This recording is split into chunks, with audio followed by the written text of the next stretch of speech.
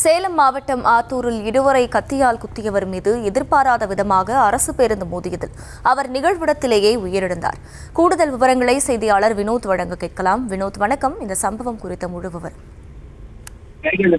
சேலம் மாவட்டம் ஆத்தூர் அடுத்துள்ள வீரகனூர் பகுதியை சேர்ந்தவர் ராம் பிரபு. இவருக்கும் இவரது அக்கா முகுந்திக்கும் நேற்று இரவு வாய் தகராறு ஏற்பட்டிருக்கிறது. அப்போது ராம் பிரபு என்பவர் அவரது அக்காவை கத்தியால் குத்தி தப்பித்திருக்கிறார்.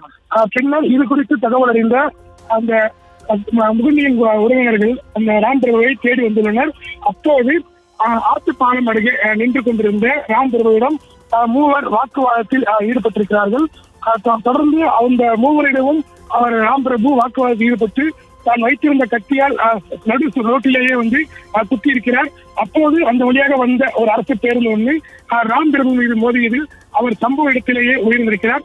இது குறித்து வீரகனூர் போலீசார் தற்போது வழக்கு பதிவு செய்து விசாரணை மேற்கொண்டிருக்கிறார்கள்.